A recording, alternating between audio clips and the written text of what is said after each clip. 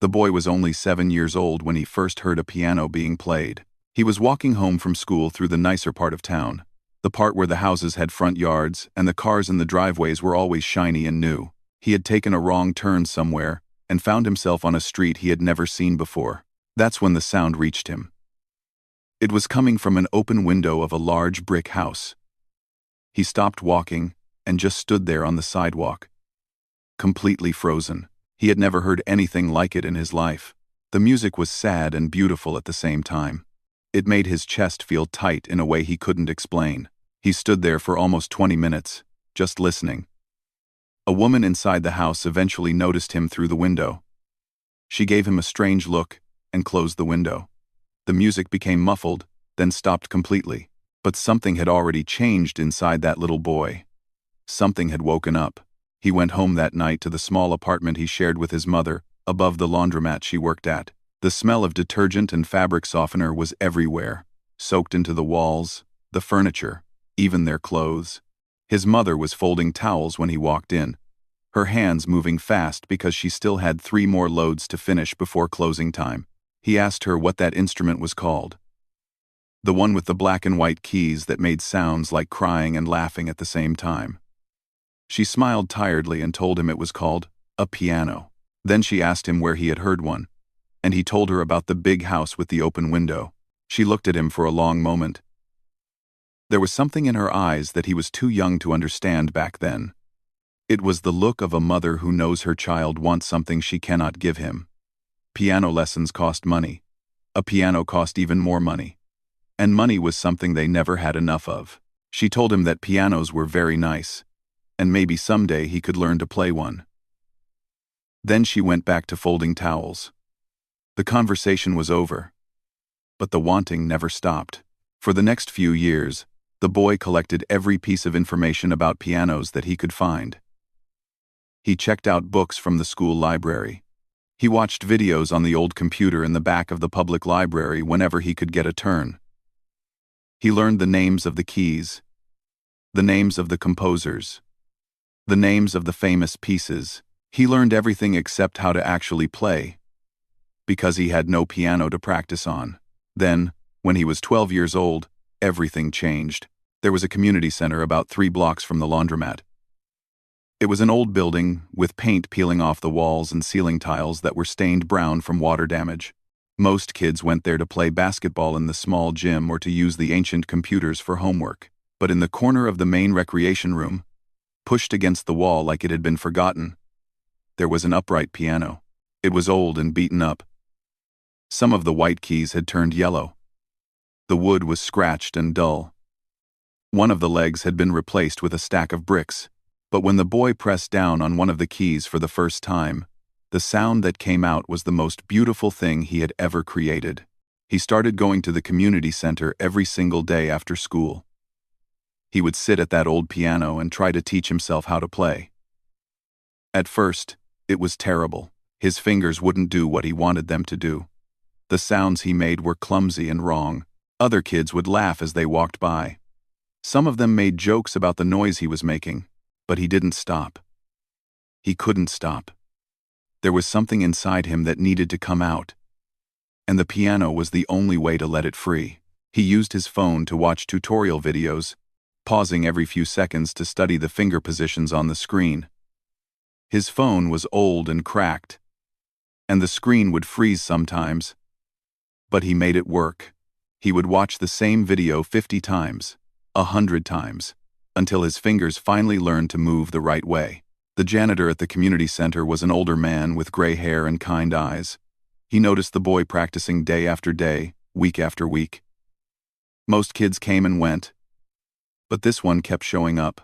There was something different about him, something determined and hungry that the janitor recognized. One evening, the janitor was supposed to close up the center at 8 o'clock. The boy was still at the piano, so lost in what he was playing that he didn't even notice the lights being turned off around him. The janitor walked over and stood there listening. The boy was playing a piece that the janitor had heard before, a long time ago, at a concert his wife had taken him to before she passed away. The boy finally noticed him and jumped up, apologizing for staying so late. He grabbed his backpack and started heading for the door, But the janitor stopped him.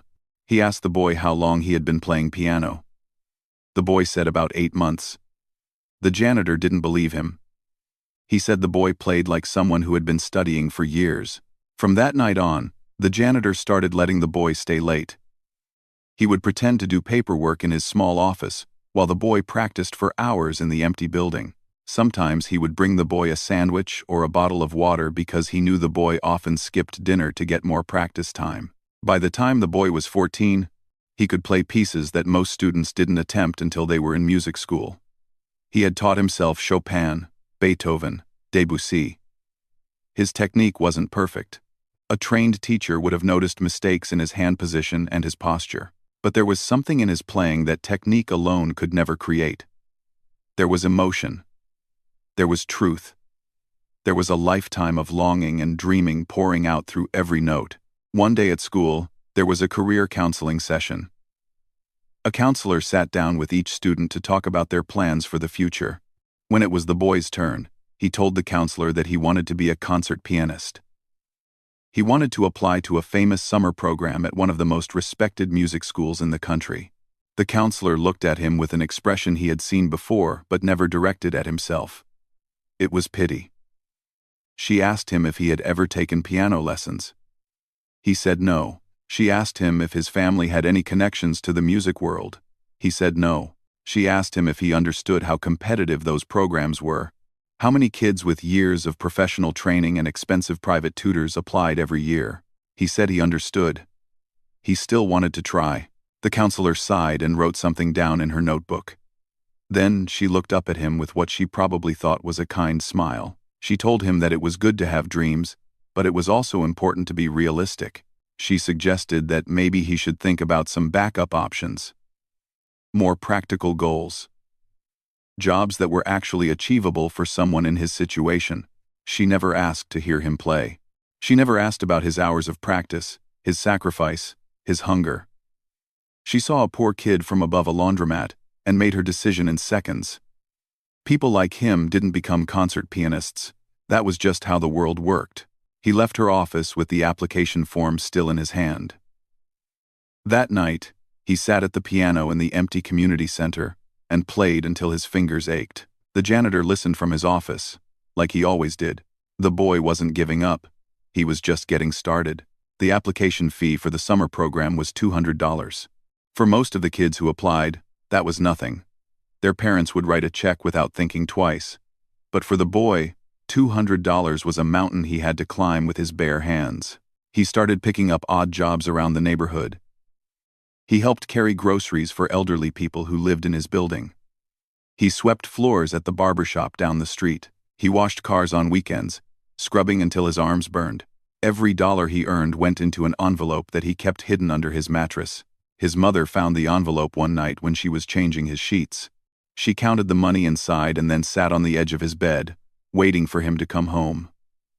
When he walked through the door, she held up the envelope and asked him what it was for. He told her about the program. He told her about the audition. He told her that this was his chance to prove that he was good enough, that all those hours of practice meant something. His mother listened without interrupting. When he finished, she was quiet for a long time. Then she reached into her pocket and pulled out 3 crumpled $20 bills. It was her tip money from the whole week. She added it to the envelope and told him to go show them what he could do. He mailed the application the next morning. Then he waited. Every day, he checked the mailbox, his heart pounding each time he reached inside. Weeks passed. He started to think they had thrown his application in the trash without even looking at it. Then one afternoon, the letter arrived. His hands were shaking so badly that he could barely tear open the envelope. Inside was a single sheet of paper with the school's fancy letterhead. They were inviting him to audition in person.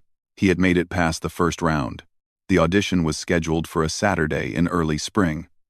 The night before, the boy couldn't sleep at all. He lay in bed staring at the ceiling, running through the piece he had chosen to perform over and over in his mind. His fingers moved against the blanket like they were pressing invisible keys.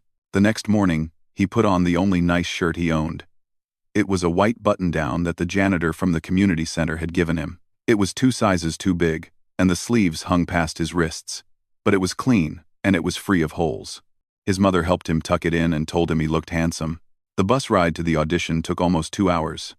The school was in a wealthy part of the city that felt like a different planet. The buildings were old and covered in ivy. The lawns were perfectly green. Students walked around carrying instrument cases that looked brand new and expensive. He found the audition hall and stepped inside. The room was already full of other candidates and their parents. Everyone seemed to know each other. They talked about their teachers, their previous competitions, the summer programs they had attended before. Their clothes were tailored and pressed. Their confidence filled the room like a cloud. He stood alone by the door, clutching the folder with his sheet music. A few people glanced at him. One girl looked at his oversized shirt and whispered something to her mother. They both laughed quietly. He pretended not to notice. He found an empty chair in the corner and sat down to wait. One by one, the candidates were called into the audition room. Each one walked in looking nervous and walked out looking relieved. Some of them were smiling. Some of them were crying. A boy with red hair came out and immediately started arguing with his father about a wrong note he had played in the second movement. Finally, they called his name. He stood up and walked toward the door. His legs felt heavy, like he was wading through deep water. He pushed the door open and stepped inside. The audition room was smaller than he had imagined. There was a grand piano in the center, gleaming under the lights. It was the most beautiful instrument he had ever seen. In front of it sat a long table with 3 judges. They were all dressed formally, and they all had the same serious expression on their faces. He walked to the piano and sat down on the bench. He adjusted it slightly, the way he had practiced 1,000 times. Then he looked up at the judges and introduced himself. He told them what piece he would be playing. One of the judges, a woman with silver hair pulled back tight, barely looked up from her papers. She made a note about something and whispered to the judge next to her. They both glanced at him, and he saw something in their eyes that made his stomach drop. It was the same look the counselor at school had given him, like they had already made up their minds before he played a single note. But he pushed that thought away. He placed his hands on the keys. He took a deep breath, and he began to play. He had chosen one of the most difficult pieces he knew. It was dark and powerful, full of crashing chords and moments of desperate beauty. He had practiced it so many times that his fingers knew every note by heart. He didn't think about technique or posture or any of the things a formal teacher would have corrected. He just played. He let everything out. All the years of wanting. All the nights of practicing alone. All the people who had looked at him like he didn't belong. The music filled the room. For a moment, he forgot where he was. He forgot about the judges and their cold expressions. He was back at the community center, playing on that old beaten-up piano while the janitor listened from his office. He was a little boy standing on a sidewalk, hearing a piano for the first time through an open window. Then, without warning, the silver-haired judge raised her hand. He stopped playing. His fingers hovered over the keys, frozen. He had only been playing for about a minute and a half. He wasn't even close to finished. The judge looked at him with an expression that wasn't unkind, but it wasn't warm either. She thanked him for coming. She said they had heard enough. He sat there for a moment, not understanding. Other candidates had played for 5 or 6 minutes. Some had played their entire piece. But they were stopping him after 90 seconds. He wanted to ask why. He wanted to beg them to let him finish. But the words wouldn't come. He just nodded, stood up from the bench, and walked out of the room. The door closed behind him with a soft click that sounded like the end of everything. The bus ride home took forever. He stared out the window the whole time, watching the nice neighborhood slowly turn back into the familiar streets of his own world. The fancy houses disappeared. The shiny cars disappeared. By the time he got off the bus, the sun was setting and the air smelled like rain. 2 weeks later, the rejection letter arrived. It was 1 sentence long. They regretted to inform him that his application was not successful. No explanation. No feedback. No encouragement to try again. Just a cold, formal goodbye. That night, his mother found him sitting on the fire escape outside their apartment. The letter was crumpled in his fist. He wasn't crying, but his eyes were red and empty. She didn't say anything at first. She just sat down next to him and put her arm around his shoulders. They stayed like that for a long time, watching the lights of the city flicker on one by one. Finally, she spoke. Her voice was soft but steady. She told him that those people in that fancy room didn't get to decide who he was. Their rejection wasn't the end of his story. It was just their opinion. And opinions could be wrong. He looked at her. And for the first time in 2 weeks, something shifted in his eyes. The emptiness started to fill with something else. Not hope exactly. Something harder. Something more determined. She squeezed his shoulder and told him that the world was full of people who would try to tell him what he couldn't do. His job wasn't to believe them. His job was to prove them wrong. He didn't say anything. But he took the crumpled letter, smoothed it out, and folded it carefully. He put it in his pocket. He was going to keep it. He was going to remember exactly how this moment felt, and one day, he was going to make them regret ever raising that hand. After the rejection, the boy didn't touch the piano for 3 days. It was the longest he had gone without playing since he first sat down at that old upright in the community center. He went to school, he came home, he helped his mother fold laundry. He did everything he was supposed to do. But there was no music in him. It felt like someone had reached inside his chest and turned off a light. On the 4th day, the janitor from the community center showed up at the laundromat. He had never come there before. He stood in the doorway with his hands in his pockets, looking uncomfortable and out of place among the washing machines and dryers. When he saw the boy, he walked over and sat down on the plastic chair next to him. He didn't ask about the audition. He didn't offer any advice or try to cheer him up. He just sat there quietly for a few minutes. Then he said something the boy would never forget. He said that talent was like a flame. Some people were born with a small flicker. Some were born with a fire. But the world was full of wind, and the wind was always trying to blow that fire out. The only question that mattered was whether you were going to protect your flame or let it die. Then he stood up, patted the boy on the shoulder, and walked out of the laundromat without another word. That night, the boy went back to the community center. He sat down at the old piano, placed his hands on the keys, and started to play. The music came pouring out of him like water breaking through a dam. He played for 3 hours straight, until his fingers were sore and his back ached from hunching over the keys. The flame was still there. The wind hadn't killed it. If anything, it was burning brighter than before. He threw himself into practice with a new kind of intensity. Before, he had been playing to prove himself to others.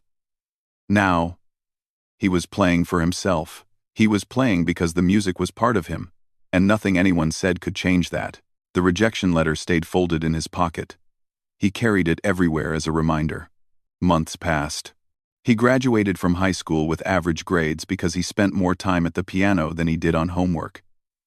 His mother worried about his future, but she never told him to stop playing. She saw something in his eyes that told her this wasn't just a hobby.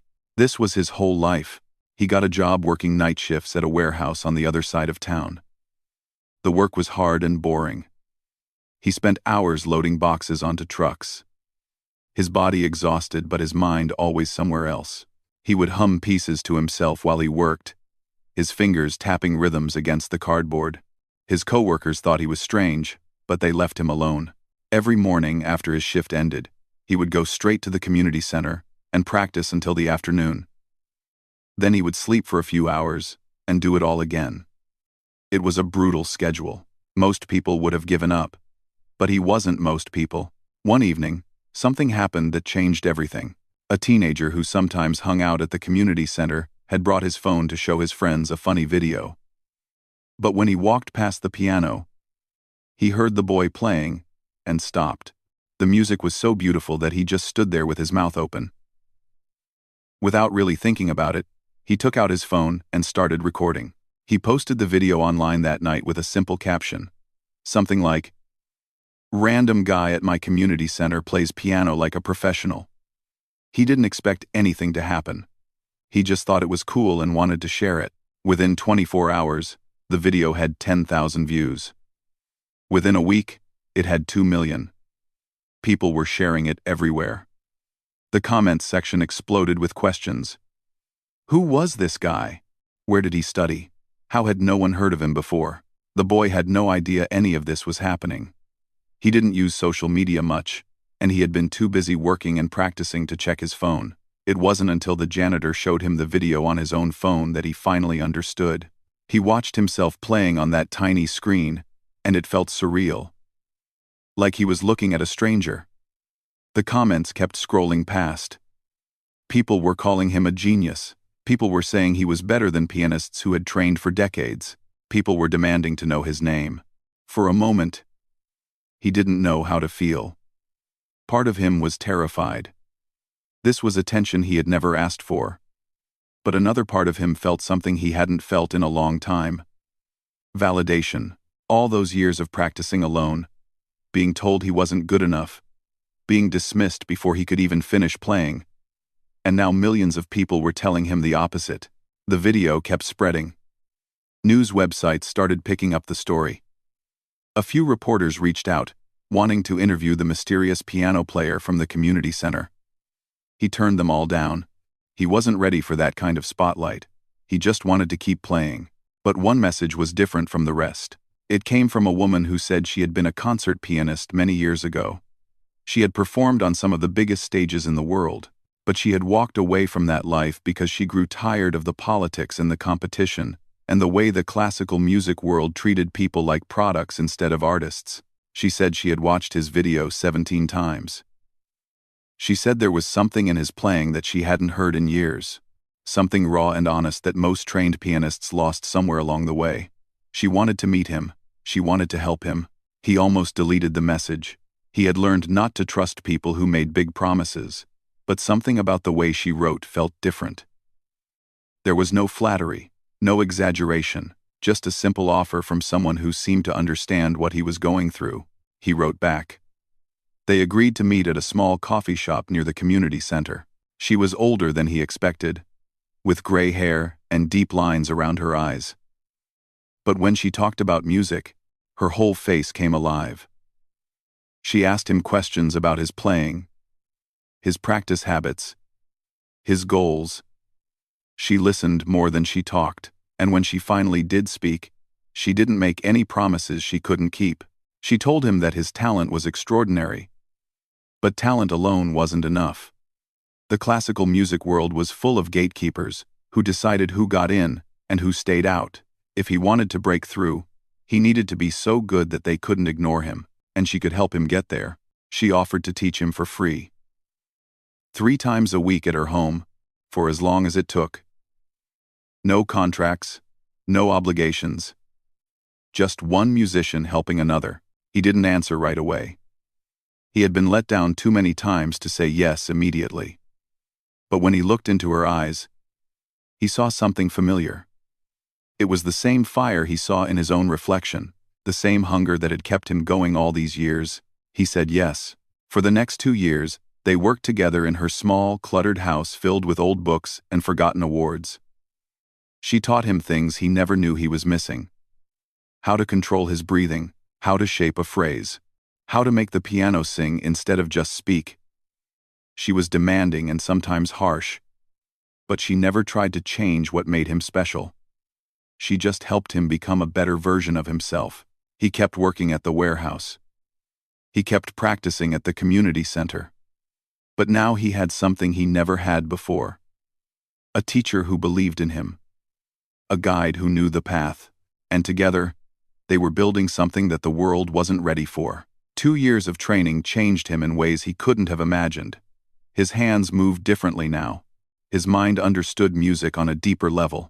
But more than anything, his confidence had grown. Not the loud kind of confidence that needed attention. The quiet kind that came from knowing exactly who you were and what you could do. His teacher had been watching him closely the whole time, waiting for the right moment. One evening, after a particularly intense practice session, she sat him down and told him it was time. There was a competition coming up. Not just any competition. It was one of the most prestigious piano competitions in the entire world. Young pianists from dozens of countries would be competing. The finals would be held at one of the most famous concert halls on the planet, a place where legends had performed for over 100 years. She wanted him to enter. He laughed at first. He thought she was joking. Competitions like that were for prodigies who had been training since they were toddlers.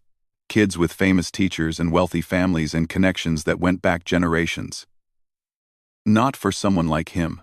Not for a guy who worked at a warehouse and learned piano from YouTube videos. But she wasn't laughing. She looked at him with those sharp eyes and told him that he was ready. More than ready. She had spent her whole career surrounded by technically perfect pianists who played like machines. He was different. He played like a human being. And that was exactly what the world needed to hear. She had a plan. The competition allowed candidates to submit recordings for the preliminary rounds. No video. Just audio. No names attached. Just a number.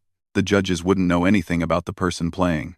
They wouldn't know his age or his background or where he came from.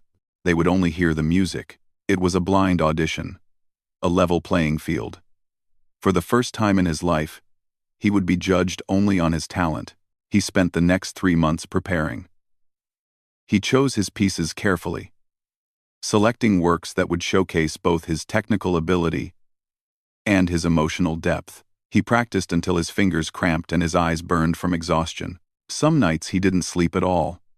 He would play the same passage 100 times until it was perfect, then play it 100 more times until it felt effortless. His teacher pushed him harder than ever. She demanded more precision, more control, more expression.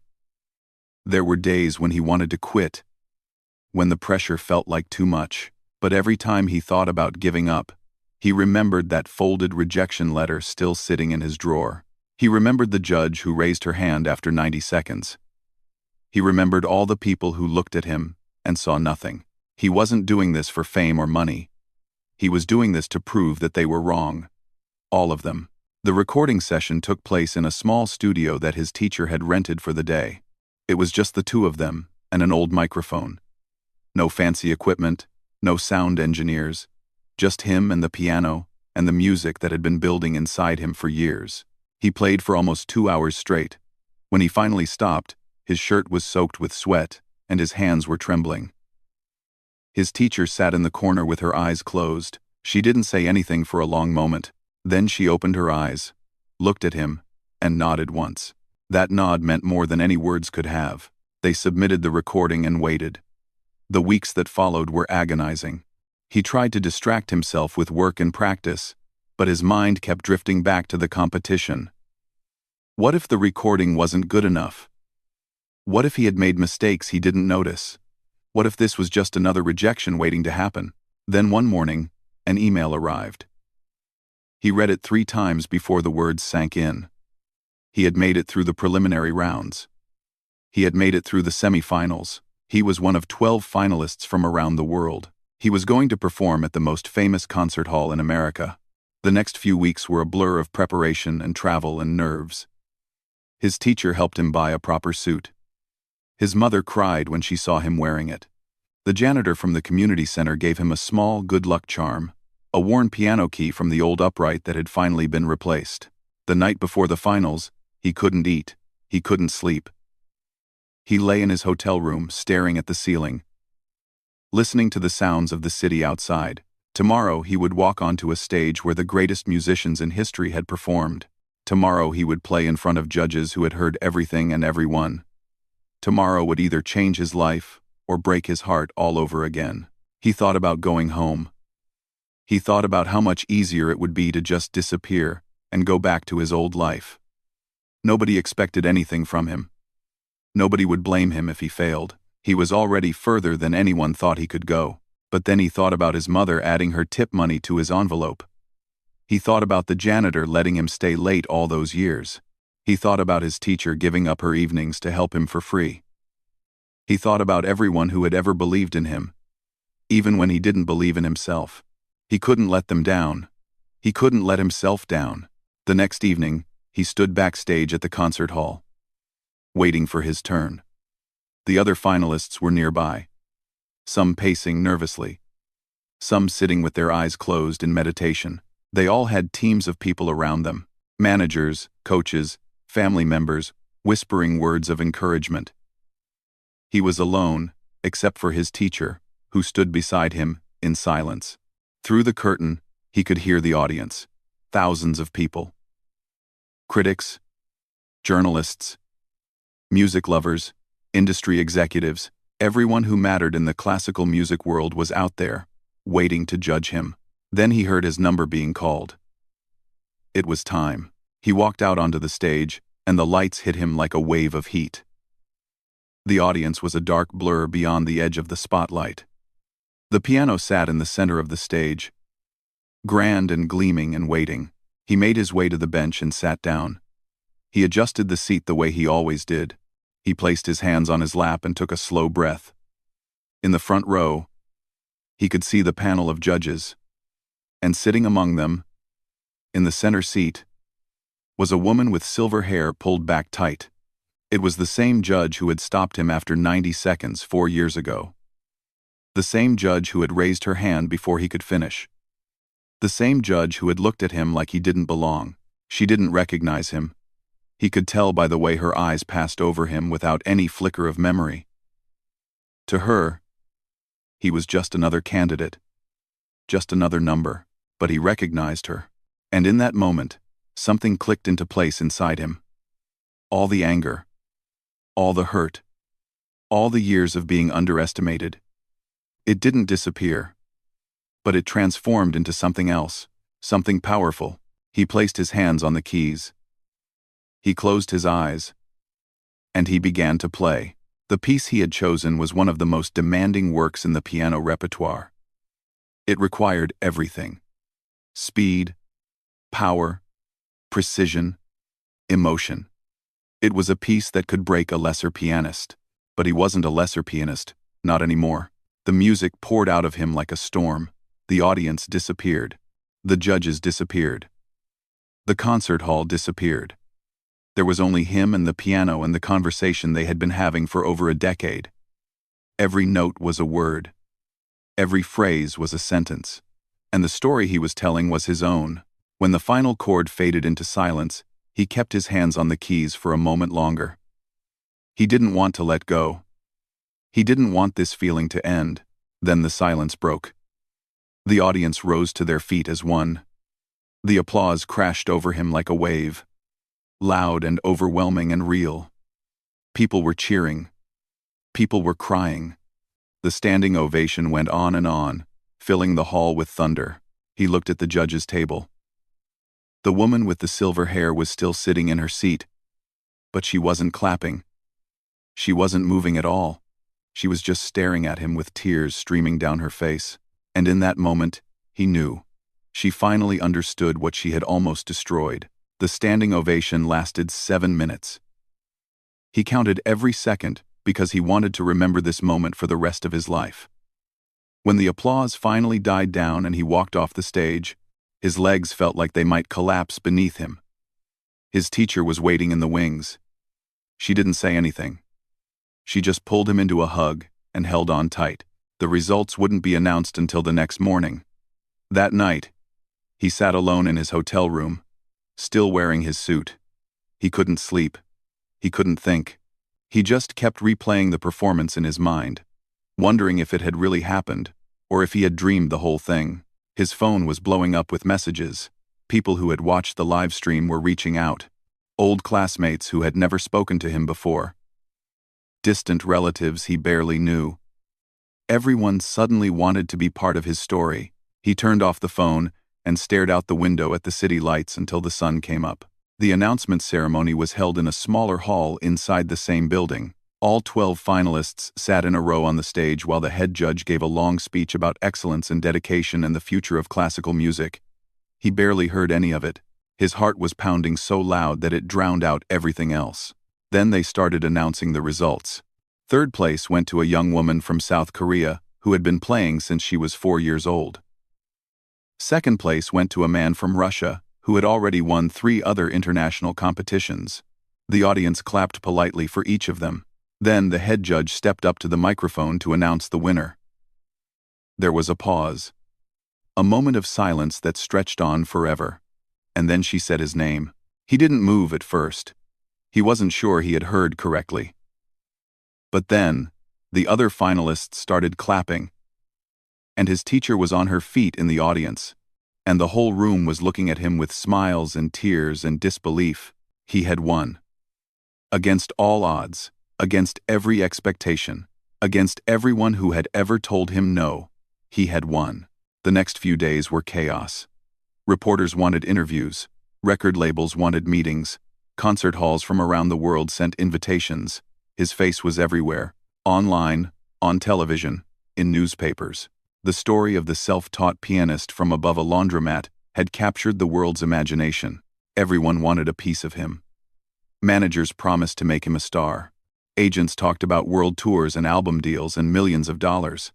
It was everything he had ever dreamed of and more. All he had to do was say yes, but something didn't feel right.